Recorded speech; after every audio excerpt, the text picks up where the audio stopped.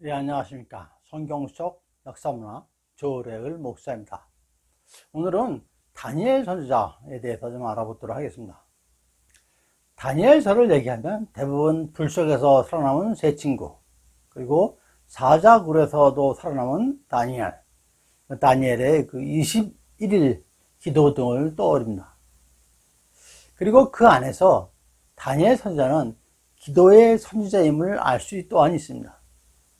다니엘서의 전체적인 주제는 포로로 잡혀가 좌절에 빠진 이스라엘 백성들에게 세상을, 나라를 멸하고 하나님의 나라를 세우심을 통해서 하나님이 역사의 창시자이고 주관자이심을 확신시켜주는 역사의 묵시 예언이 남긴 책입니다.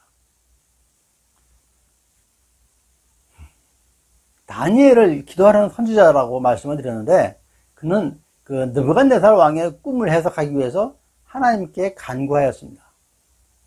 2장 18절에 나오는데요. 그리고 30일 동안의 그 왕 외에는 다른 어떤 신에도 그 구하지 말라고 하는 칙령이 내렸습니다. 그러면은 사자굴에 넣겠다는 그러한 칙령인데, 다니엘은 이에 굴하지 않고 예루살렘에 하루 3번씩 무릎 꿇고 기도했습니다. 뭐 처음만 그런 게 아니고 그 전부터 쭉 해왔던 것입니다. 6장 10절입니다. 결국 다니엘은 이로 인해서 사자굴에 던져지게 되죠. 그리고 9장에 기록된 다니엘 기도문과 10장에 기록된 다니엘의 세 일의 기도회가 그렇습니다. 다니엘은 기원전 597년에 제1차 포로로 바벨론으로 끌려왔습니다. 바벨론으로 끌려간 다니엘은 기원전 605년부터 536년까지 활동을 했는데, 이는 그 바벨론이 패망하고 메데와 바사 왕국이 들어서기 시작할 때쯤입니다. 그러니까 페르시아 왕국이 만들어지는 그런 초기라고 생각하시면 됩니다. 다니엘이 바벨론의 포로로 잡혀가던 해는 기원전 605년으로 이 해에 그 유명한 애굽과 바벨론 간의 그 갈그미스 전투가 있었습니다. 바벨론이 아수르와 남쪽 애굽을 차례로 격파하고 고대 근동의 패권을 차지하게 된 결정적인 전쟁인 것입니다. 갈그미스 전투. 당시 남한국 유다는 애굽 왕 바로 느고에 의해서 즉위하게 된 제18대 왕 여호와김이 통치하고 있었습니다. 애굽이 갈그미스 전투에서 패배함에 따라서 남유다도 바벨론 왕 느부갓네살의 그 분을 사가지고 느부갓네살 왕이 그 바벨론으로 북쪽으로 귀환을 할 때에 유다의 왕족들 그리고 귀족들을 데리고 간 것이죠. 포로로. 그때에 포로 무리에 그 다니엘, 에스겔 등이 포함되었던 것입니다. 다니엘은 남유다 왕국의 멸망의 서곡인 그 기원전 605년 제1차 바벨론 유수 때부터 바벨론 왕국을 정박했던 바사왕 고레스의 통치 원년인 기원전 538년까지 바벨론에서 공식적으로 활동한 선지자로 그 다니엘은 하나님은 나의 심판자라는 의미를 갖고 있습니다. 그리고 다니엘은 이스라엘 12지파 중에서도 유다 지파에 속한 왕족 출신입니다.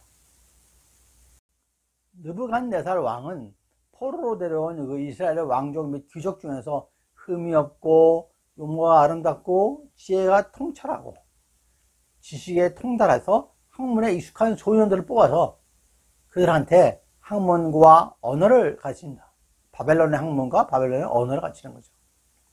그래서 왕의 음식을 먹도록 하고 왕의 포도주를 먹게 했습니다. 여기에 다니엘, 하나나, 미사엘, 아사랴가 뽑힌 거죠. 다니엘과 세 친구들. 그들에게 그 이름도 바벨론식으로 바꾸도록 하였습니다. 다니엘은 뭘로 바꿨냐면 벨드사살이라는 이름을 주었습니다. 왕자의 생명을 보호하라. 그런 의미를 붙였죠. 하지만 이것들을 다 거절하는 것으로부터 다니엘서가 시작이 됩니다. 다니엘이 바벨론에 있는 동안에 교체된 바벨론 왕들의 계보를 살펴보면은 그 느부갓네살 2세, 그리고 에월무로닥, 넬리 글리살, 라바 시말뚝, 나보니두스, 벨사살 이렇게 차례로 등극을 하게 됩니다. 나보니두스와 벨사살은 상당 기간 동안 공동 통치를 해왔습니다. 그리고 바사왕 고레스가 기원전 539년에 바벨론 제국을 멸망시키고 바사 제국, 나중에 페르시아 제국이죠. 근동 지역에서 패권으로 등장을 하게 됩니다. 먼저 다니엘서에 기록된 몇 가지 사건들을 살펴보겠습니다. 이러한 내용들은 1장부터 6장까지 여기에 기록되어 있습니다. 첫 번째로는 왕의 음식 먹기를 거부합니다. 포로의 신분인 다니엘에게 있어서 정복국 왕궁에서 왕의 음식을 먹으며 지내라고 하지만은 세속적 부와 명성을 위하여 왕의 진미를 할지라도 우상에게 바쳐진 것이기 때문에 그런 유혹을 받아들일 수 없었던 것이죠. 자기를 더럽히지 않겠다고 그러한 것들을 거절합니다. 두 번째로는 느부갓네살 왕의 꿈을 두 차례에 걸쳐서 해석을 해줍니다. 첫 번째 꿈을 다른 술사들이 해석하지 못해서 모두 죽음을 당했는데 다니엘이 하나님께 그 꿈 해석에 대해서 간구를 합니다. 구하는 거죠. 이로 인해서 다니엘을 바벨론의 모든 지혜자의 어른으로 섬기게 해줬습니다. 하지만 이는 시기와 질투를 가져오게 되고 그들의 그 모략으로 인해서 다니엘의 세 친구들이 풀무불에 던져지게 되는 거죠. 하지만 그들은 7배나 뜨거운 그 풀무불에서도 하나님의 종임이 입증돼서 이 광경을 본 느부갓네살 왕은 이렇게 얘기를 합니다. 사람을 구원할 다른 신이 없습니다 라고 고백을 하게 되죠. 느부갓네살 왕의 두 번째 꿈도 다니엘이 해석을 해줍니다. 이에 느부갓네살 왕은 하늘의 왕을 찬양하며 칭송하며 경배하노니 라고 고백을 합니다. 다니엘로 인해서 바벨론의 왕이 하나님을 경배하게 되는 것입니다. 메대 다리오 시세하에서 다니엘이 3명의 국무총리 중 한 사람으로 임명이 됩니다. 그 제도가 그 왕 밑에 3명의 국무총리를 두는데 그 중에 한 명이 다니엘이 된 것이죠. 아니 포로가 된 것입니다. 포로가 국무총리를 뽑힌 겁니다. 그러니까 이를 시기한 다른 총리들이 고관들이 꾀를 부리는 거죠. 결국 다니엘을 사자굴에 던지게 만들었습니다. 하지만 다니엘은 아무 해도 입지 않았죠. 이를 본 다리오 왕이 내 나라 관할 하에 있는 사람들은 다 다니엘의 하나님 앞에 떨며 두려워할지니라. 그는 살아있는 하나님이시오라고 조소를 내립니다. 얼마나 하나님의 역사하심이 대단하십니까? 그 다음에 나오는 다니엘 7장부터 마지막 12장까지는 묵시적 예언의 내용들이 나옵니다.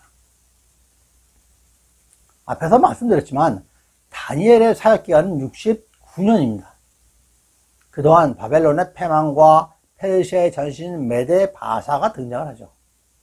이러한 남유다를 둘러싼 강대국들에 대한 그 묵시적인 예언이 기록된 것입니다. 묵시의 첫 번째인 7장에서 네 짐승에 대한 환상 얘기가 나옵니다. 사자는 바벨론, 곰은 페르시아의 전신 메다, 표범은 알렉산더 제국의 헬라, 10뿔을 가져다는 짐승은 로마 제국을 상징을 합니다. 그 다음엔 여러분이 너무나도 잘 알고 계시는 다니엘 21일 기도가 나옵니다. 다니엘 21일 기도의 배경에 대해서 간단히 좀 말씀을 드리겠습니다. 그때는 그 페르시아의 전신인 바사왕 고레스 3년 그 시기입니다. 바벨론이 패망하고 바사왕 나라에서도 형통한 자로서 쓰임받은 다니엘은 어느 날 큰 전쟁에 관한 환상을 보게 됩니다. 환상을 깨달은 다니엘은 두렵고 떨리는 마음으로 슬퍼합니다. 그리고 이 일로 인해서 하나님의 뜻을 좀 더 구하고자 하나님 앞에 스스로 겸비하기로 결심을 하며 새 일에 21일 동안 기도에 들어갑니다. 그리고 21일째 되는 마지막 날에 다니엘은 천사를 통해서 기도의 응답을 받습니다. 그런데 다니엘서 10장 12절에 보시면은 하나님께서는 기도의 응답을 다니엘이 스스로 깨달아 하나님 앞에 스스로 겸비하게 하기로 한 그 첫날부터 내 말이 응답받았다라고 말씀하시는 것입니다. 즉 기도 첫날부터 응답하셨다고 말씀하시는 것이죠. 근데 다니엘이 받은 거는 21일째였죠. 그럼 그 21일간의 간극은 무엇일까요?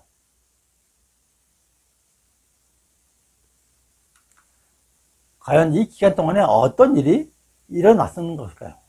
10장 13절 말씀인데요. 그런데 바사 왕국의 군주가 21일 동안 나를 막았으므로 내가 거기 바사 왕국의 왕들과 함께 머물러 있더니 가장 높은 군주 중 하나인 미가엘이 와서 나를 도와주므로 라고 말씀을 하십니다. 즉 바사 왕국의 왕들이 페르시아를 정복한 여러 왕들의 그 악한 영이 응답을 가져오는 것을 가로막았다는 얘기입니다. 그러다가 천사장 미가엘의 도움으로 마귀를 쳐서 물리치고 21일째 되는 마지막 날에 다니엘한테 전달이 된 것이죠. 하나님께서는 첫날부터 응답을 해주셨는데 그걸 그 악령들이 막아가지고 그 다니엘은 계속 기도를 했죠. 그런 다음에 21일째에 대해서 다니엘이 응답을 드는 것입니다.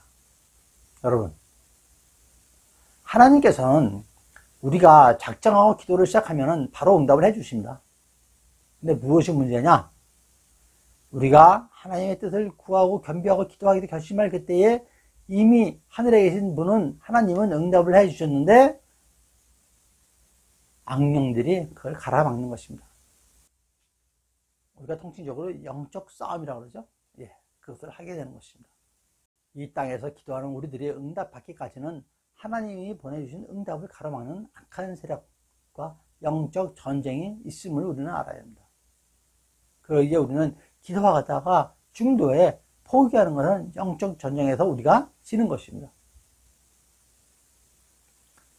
오늘도 우리의 기도를 가로막는 악한 영들이 우는 사자와 같이 우리 주변을 두루 다니면서 삼킬 자를 찾고 있음을 기억하십시오. 이에 더욱더 하나님의 능하신 손 아래서 겸손하기를 원하고 우리의 모든 문제를 주께 맡기는 그 믿음을 굳게 하도록 성령님을 의지해야 된다.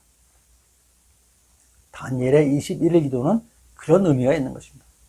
영적 싸움에 승리한 다니엘인 것이죠. 예, 오늘은 다니엘에 대해서 간단히 알아봤습니다. 다음에는 그 에스겔 선지자에 대해서 알아보도록 하겠습니다. 예, 감사합니다. 성경 속 역사문화 조례을 목사였습니다.